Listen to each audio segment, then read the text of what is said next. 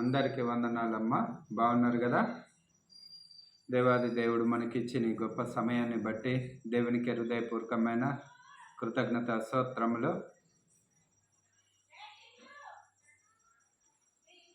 ఈ సమయంలో 2 కొరింథీయులకు రాసిన పత్రిక 2 కొరింథీయులు 6:14 వచనము. 2 కొరింథీయులు 6:14 వచనము. ప్రేమైన దేవుని బిడ్డలారా, 14లో ఏముంది అంటే 6:14లో మీరు అవిశ్వాసులతో జోడుగా ఉండకుడి, నీతికి దుర్నీతితో ఏమి సాంగత్యము, వెలుగునకు చీకటితో ఏమి పొత్తు, క్రీస్తుకు బిలాముతో ఏమి సంబంధము, అవిశ్వాసితో విశ్వాసికి పాలెక్కడిది. ప్రియమైన దేవుని బిడ్డలారా, మనము దేవుని సన్నిధానంలో బ్రతుకుతున్నప్పుడు ఆత్మీయత విషయంలో మనం దేవునితో గడుపుతున్నప్పుడు ఒకసారి ఆలోచన చేసుకుందాము. మన విశ్వాసము అవిశ్వాసితో ఉండకూడదని, పొత్తే లేదని దేవుడు తెలియజేస్తున్నాడు. దేవునికి స్తోత్రం. మంచిదే. మన వ్యక్తిత్వం ఏ రీతిగా ఉంటుందని అంటే, మన ఆలోచనలు ఏ రీతిగా ఉంటాయనంటే, నేను ఆయనని దేవుడి మందిరానికి నడిపించాలని అంటే నేను ఆయనతో స్నేహం చేయాలి. స్నేహం చేసి మెల్లమెల్లగా మంచి మార్గంలో నడిపించాలని అనుకుంటాము, ఆశపడతాము. తప్పులేదు. ప్రేమైన దేవుని బిడ్డలారా, దేవుడు అనేది ఏంటంటే పరిశుద్ధాత్మ తండ్రి. తప్పులేదు, నీ ఆలోచనలో తప్పులేదు, కరెక్టే. నీ ఆలోచనలో నువ్వు రైట్ అనుకుంటున్నావు. కానీ నువ్వు విశ్వాసే కదా. నువ్వు ఇంతవరకు నీకు ఈ భూమి మీద నీ పేరు అనేది మంచి పేరుతో ఉన్నవాడివి, మంచి పేరుతో బ్రతుకుతున్నవాడివి. నీకు ఇంతవరకు మచ్చలేదు. నీకు ఈ అలవాటు ఉంది అని ఇంతవరకు ఎవరు చెప్పలేదు కూడా. స్నేహితులు చెప్పలే, బంధువులు చెప్పలేదు, నీ కుటుంబస్తులు చెప్పలేదు, నీ గ్రామస్తులు కూడా చెప్పలేదు. మరి అటువంటి పేరు గలవాడివి, అటువంటి విశ్వాసం గలవాడివి, అటువంటి భక్తి గలవాడివి,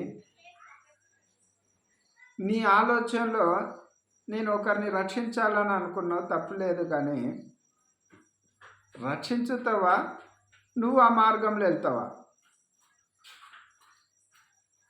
ఒకసారి మనము ఆలోచన చేసుకుందాం. ప్రియమైన దేవుని బిడ్డలారా, మనము రక్షించేవారిగా ఉంటేనేమో దేవునికి స్తోత్రము. లేదు, మనం కూడా విశ్వాసులమై ఉండి అవిశ్వాసంతో జోడిగా అయిపోయినాం అనుకో, తర్వాత పరిస్థితి అన్నది ఏ విధంగా ఉంటుందో ఇక మీకు తెలిసిన విషయమే, దేవుడికి తెలియజేస్తున్న విషయమే. పరిశుద్ధాత్మ తండ్రి పరిశుద్ధ గ్రంథంలో ఏ మాట కూడా వ్యర్థం కాలేదు.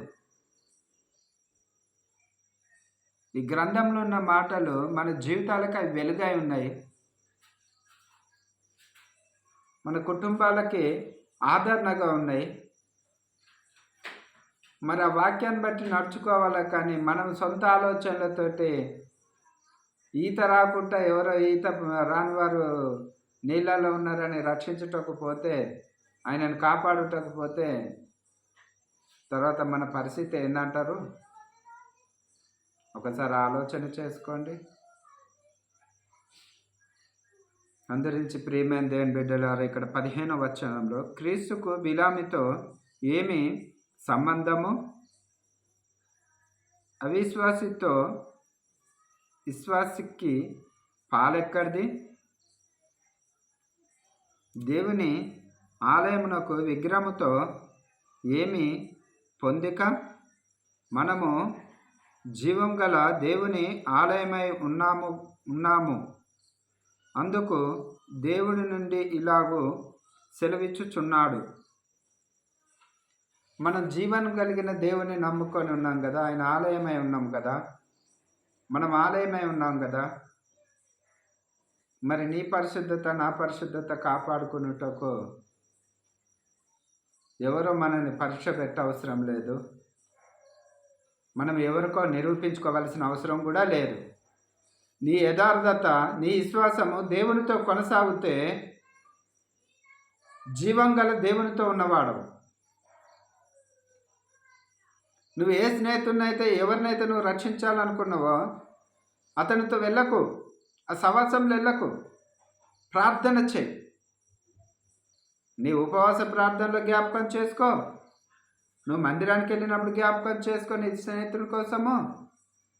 మరి నువ్వు అనేకమైన కూడికలకు అక్కడికి ఇక్కడికి వెళ్ళే అలవాటు నీకు ఉన్నట్టయితే ఉంటే ఆ కూడికలలో కూడా జ్ఞాపకం చేసుకో. లేదా మీ విశ్వాసులందరూ కూడుకొని ప్రార్థన చేసినప్పుడైనా జ్ఞాపకం చేసుకో. లేదా ఆ వ్యక్తి కోసం సేవకులకైనా తెలియపరచు. దేవుడు ఒక రోజు ఆ వ్యక్తిని పట్టుకుంటాడు.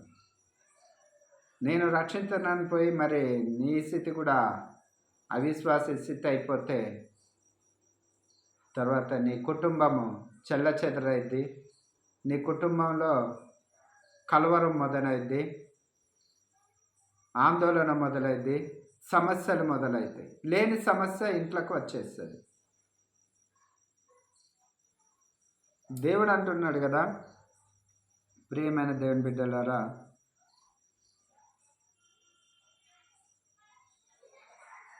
ఇక్కడ చూడండి, మొదటి నుంచి 14 మీరు అవిశ్వాసులతో జోడుగా ఉండకుడి, నీతికి దుర్నీతితో ఏమి సాంగత్యము, వెలుగునకు చీకటితో ఏమి పొందు కదా. చీకటి వేరు, వెలుగు వేరు. మరి చీకటి వేరు, వెలుగు వేరైనప్పుడు నువ్వు వెలుగే ఉండి నేను చీకట్లో ఉంటానంటే చీకటిని పారదోలలేవు. అది దేవునికి ఒక్కడికే సాధ్యం. ప్రేమైన దేవుని బిడ్డలారా, చీకట్లోకి వెళ్ళే ముందు చాలా జాగ్రత్తగా ఉండండి, భయముతో ఉండండి, భక్తితో ఉండండి, దేవుని యందు గుణగణాలు కలిగి ఉండండి. మరి దేవుడు ఇక్కడ 16వ వచనంలో దేవుని ఆలయమై ఉన్నాము, విగ్రహముకు ఆలయంలో ఏమి పొందిక. అర్థం చేసుకుందాం. ఆలయమై ఉన్నాము కదా, మన హృదయంలో ఇంకేరే దానికి స్థానం ఎక్కడిది? ఏరేదానంటే ప్రియమైన దేవుని బిడ్డలారా, నువ్వేదో పూజిస్తున్నావు అన్నది కాదు. నీ తలంపులు, నీ ఆలోచనలు ఏదేమైనప్పుడు కూడా అవి ఒక విగ్రహం లాంటివే. అవి దేవుని ఆత్మతో, పరిశుద్ధాత్మతో నింపబడ్డాయితే విశ్వాసికి అవిశ్వాసికి పొత్తే లేదు. విశ్వాసి వెళ్ళవలసిన మార్గంలో వెళ్తూ ఉంటాడు, చేయవలసిన ప్రార్థనలు చేస్తాడు, చేయవలసిన సహాయం చేస్తాడు, చేయవలసిన దాన ధర్మాలు చేస్తాడు. లేదు, తను వెళ్తున్న మార్గంలో ఎవరైనా పడిపోయి ఉంటే వారిని లేపుతాడు. తను కూడా అక్కడే పడిపోయి ఉంటాడు. సుమే, దేవుడు గొప్పవాడు. నీ విశ్వాసం నా విశ్వాసము పరీక్ష దినం ఉన్నది, ఒక దినము. ఆ దినమున మరి జాగ్రత్తగా మరి మనం విశ్వాసాన్ని కాపాడుకుందాము. మరి ఏదో చేద్దామని పోయి లోకానుసారంగా మనం ఏదో ఎక్కడో పడిపోతే అది కుదరని పని. కొద్దిసేపు అట్టుంటా కొద్దిసేపు పుట్టుంటానంటే కుదరదు. కాబట్టి దేవుడి ఇటు మాటల్ని దీవించి ఆశీర్వదించును గాక. మీ విశ్వాసం దేవుడు కాపాడును గాక. ఆమేన్.